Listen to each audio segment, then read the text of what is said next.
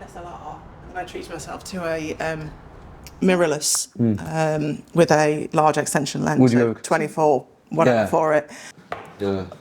See that? Louise Bangee spotlight video. You can do that too. It's news at 10. Here's the report now for this evening. Oh, That's the bit. That's the bit. What career path brought you to leading the build to rent portfolio at urbanbubble? Probably described as not a traditional one into property. I am a retailer at heart. Born and brought up in a fish and chip shop. Worked for numerous big retailers, notably Marks and Spencer's and IKEA. And from there I made a little jump into PBSA, so that's private student accommodation, which everyone thinks is a bit weird, but that's because somebody I knew from IKEA went there and approached me, and it seemed like a really good idea.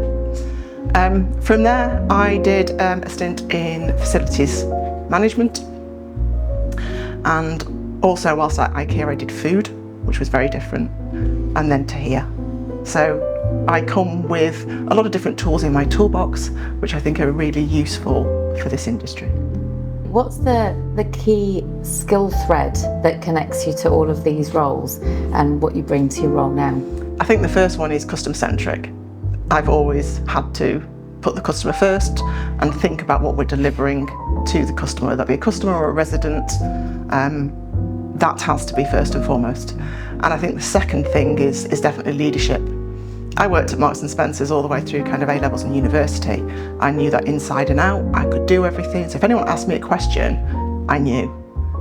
When I moved from Marks and Spencer's, I vividly remember being in a situation where I went to do something and I went, oh, I don't know how to do that here. And I think then that's when you really challenge your leadership, because you can't know everything and you need to be able to be comfortable with that and ask the right questions. So definitely customer-centric, and leadership is that common thread. So talk to us a little bit about build to rent. How would you describe it to your mum, for example?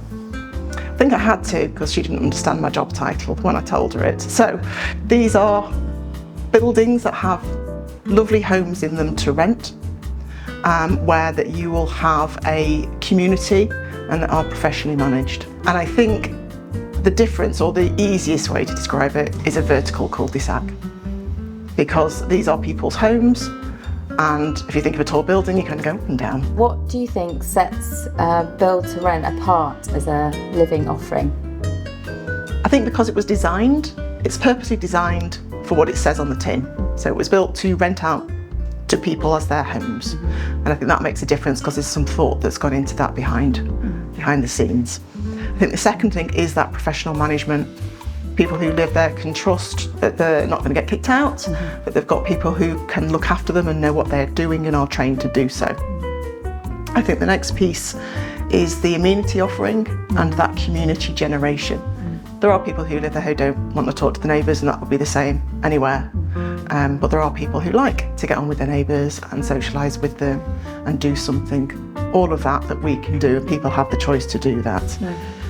And then I think it's about flexibility, safety and stability. So that piece of, I know I'm not going to get kicked out, I'm actually safe because there is a level of security and management there. And I think, they can rent for a year or longer. It's up to them, it suits them at their lifestyle. So I think that is what sets build to rent apart. And you talk about the people that live in those buildings, thinking about the social value aspect. How does caring for residential communities and build to rent developments contribute to the bigger picture? I think it kind of starts at the beginning. So, during the design phase of a building, they'll be taken into account sustainability options that link to that. They're often built in areas that require a level of regeneration or are underdeveloped, and therefore immediately they start to make an impact by drawing people into that. We then foster that community spirit both inside and outside of the building, which then helps and continues that regeneration piece that is going on there. So I think it is an amazing housing option for doing that. And obviously that helps with those societal needs that are there. And there are a lot of people that live in some of these buildings. So like I said, the virtual estate can help everybody else around it, and that can make a real difference and add value. There's a lot of talk about prop tech in the industry at the moment. What's your take on it? There is a lot of talk about prop tech, and there is a lot of prop tech out there. And I think that every sector requires prop tech. It's where innovation comes from, it's where improvements come from, it's how sectors and industries grow if you don't try some things. I think the best thing about what they're doing at the moment is really looking at how the journeys are and what they can do to make things easier, to automate, to eliminate actions, to visualise data, to give insight, all of which can make the sector better in terms of what we do, how we react to our residents, what our buildings look like, how they're built. And I think it's an absolutely essential piece as you go forward. And looking to the future, what does that look like for build to rent? It's still a growing sector, so the future is positive and growing. There is still tenant demand for high quality rental living, and I don't think that's going away. We know there is a massive housing shortage in the UK at the minute, and this is certainly a sector that fits into what we can do to deliver that. They want those flexible rental options which are being offered.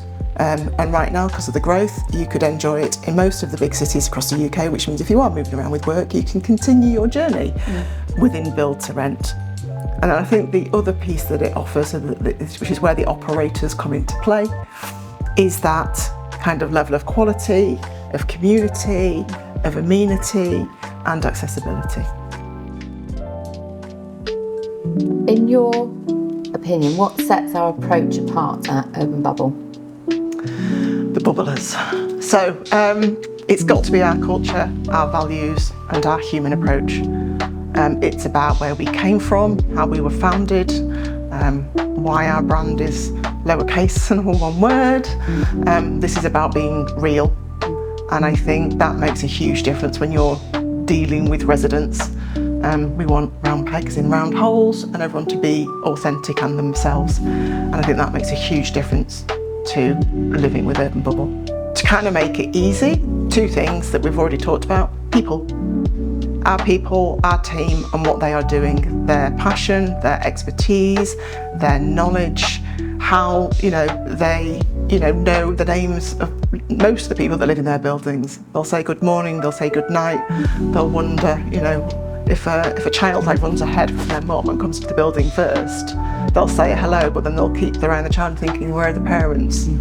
Make sure he's not on his own. There is that whole caring aspect that we bring that makes that different. The other piece is the community piece, and that's inside and outside, because that is what the outside the building is what delivers to enriching those cities and making them better places to live. And actually where cities have higher levels of built to rent, there is a lot of external public space development that links into that, which again is really making other areas thrive. If I take Manchester, from what it was probably 10 years ago to what it is now, the regeneration in a number of the smaller areas of Manchester has been huge. These were areas that people would not have wanted to have gone into before, and now they're full communities, there are schools being built. It really does drive a different dynamic.